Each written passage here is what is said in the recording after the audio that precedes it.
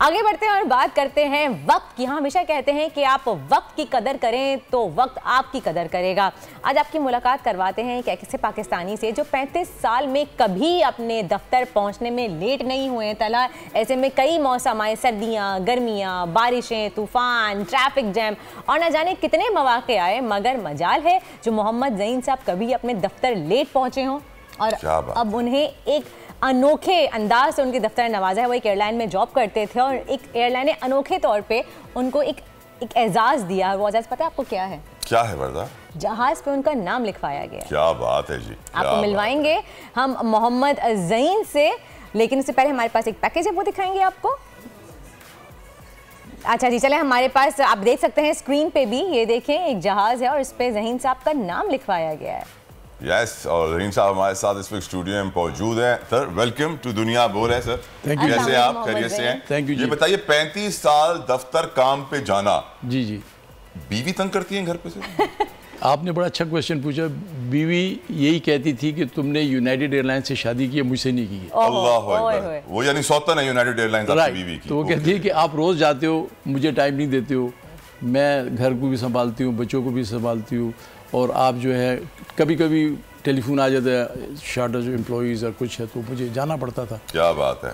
तो बारिश है, तूफान जैसे आपने बताया, तो यूनाइटेड एयरलाइंस कमर्शियल एयरवेज यहाँ पे लोकल इंटरसिटीज भी करते हैं यूनाइटेड? जी जी, हम यूनाइटेड स्टेट्स में, Far East, South America, North America और जी, वो ऐसा नाम है ना, जबान ज़दे आम नहीं है तो बंदा सोचता है ये कौन सी है। पहले हम दुबई तक आते थे, अब दुबई से कुछ एमिरेट्स से कोई बात है तो शायद पता नहीं। अच्छा, तो ज़हीन सर, ये आपने खुद से कहा था ना कि मुझे इस तरह चाहिए कि अमेरिकी जहाँ से मेरा नाम लिखवाया जाए, इसके अलावा और भी कई ऑप्शंस दिए गए होंगे आपको, अवार्ड्स वगैरह, सर्टिफिकेशंस। 2-4 करोड़ रुपए ले लेते सर।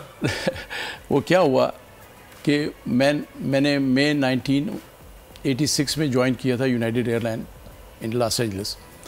तो पहले साल जब मुझे अवार्ड मिला मेरी परफेक्ट अटेंडेंस पे, तो मुझे बड़ी खुशी हुई, मेरा हौसला बढ़ा कि मैं अब और आगे बढ़ के काम करूं और ऐसे ही काम करूं कि जिससे मेरे वतन की, मेरी कौम की, मेरे इस्लाम की खिदमत, क्योंकि मेरा नाम मोहम्मद है, तो मैंने कहा इसको मैं आगे लेके चलूँ। ऐसा नहीं कि मुझे एक अवार्ड मिले तो अब मैं कहूँ कि जी मैंने तो रिलैक्स ही करना है। सो आई डिड राइट। तो फिर सेकंड ईयर मिला, इस तरह चलते चलते हर साल मुझे अवार्ड मिलते गए। माशाल्लाह, ज़बरदस्त। अब जब अवार्ड मिलते गए तो टारगेट जो था 35 ईयर तक मैं पहुंच गया। तो फिर मेरे जनरल मैनेजर ने पूछा कि यानी हमने तुम्हें सबसे बड़ा अवार्ड दे दिया, अब तुम्हारी ख्वाहिश क्या है, क्या what we can do for you. तो मैंने कहा मेरी ये ख्वाहिश है कि मेरा नाम जो है आप प्लेन पे लिखें, जो कि आप एविएशन हिस्ट्री में कभी भी देखोगे किसी का नाम नहीं है, किसी एयरलाइन में दुनिया में है, वो ये हमेशा लिखा रहेगा। नहीं इतना नहीं रचा, लिखा रहेगा नहीं इतना नहीं, वो कुछ वर्षा है या जो भी है। तो पर ये ख्वाहिश क्यों है आपके दिल में? देखिए जी, चीज़ें, एक चीज़ तो मेरे प्यारी मोहम्मद सल्लल्लाहु अलैहि वसल्लम का मुबारक नाम, ठीक है जी, उससे हमने शुरू किया। कुछ आपने भी, आप तो टीवी में देखते रहते हैं, कुछ पाकिस्तान का दूसरी दुनियाओं में, दूसरे मुल्कों में थोड़ा इम्पैक्ट इतना अच्छा नहीं है, तो मैंने कहा कुछ ऐसी चीज़ करो कि हमारा इम्पैक्ट तो इनके सामने आए, हम क्या कर रहे हैं, हमने क्या किया। तो पहले यही रीज़न था कि मेरा नाम था, दूसरा ये था कि मैं पाकिस्तान से था। अब ये बताएं सर कि आप पाकिस्तान को मैंने प्रमोट किया, कौन सा नुस्खा है, कौन सी गीदड़ सिंगी है? हर कोई दफ्तर टाइम पे जाना चाहता है, लेकिन 80-90% आबादी रोज लेट हो जाती है। क्या मशवरा देंगे? और जब बारिशें होती हैं, पानी भर जाता है, कितने ट्रैफिक होते हैं, कोई ट्रैफिक हादसा हो जाता है जिसकी वजह से ट्रैफिक जैम होता है, आपने कैसे? ड्राइवर नहीं आता। नहीं, मेरे पास ड्राइवर नहीं है, मैं खुद गाड़ी चलाता हूँ जी। वहाँ ड्राइवर नहीं है, रख के आप निकलते हैं नहीं, वहाँ ड्राइवर भी नहीं है, वहाँ घर में मासियाँ भी काम करने के लिए नहीं है, हम सारा काम खुद करते हैं। Where do you live, sir?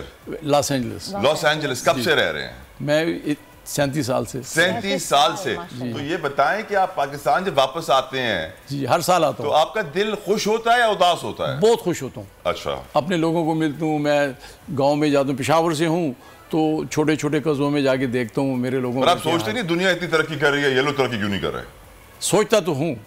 मैं एक छोटा सा बता दूं कि मैंने यहाँ फेडरल बी एरिया में, मेरे छोटे भाई आबिद साहब हैं, तो हमने एक छोटा सा क्लिनिक अपनी वालदा के नाम पे खोला हुआ है, माशाल्लाह, जो हम किसी से चार्ज नहीं करते, सिर्फ हम 25 या 30 पेशेंट फीमेल चेक करते हैं करे सर, और उनसे हम फीस नहीं, दवाई हम नहीं देते, मेडिसिन हम नहीं दे सकते, लेकिन चेकअप फ्री और अल्ट्रासाउंड फ्री है, माशाल्लाह सर। तो ये मेरी एक अपने मुल्क के लिए मैं कहता हूँ और आगे बढ़ाऊँ, एक डेडिकेशन है, इसको आगे लेकर चलूँ।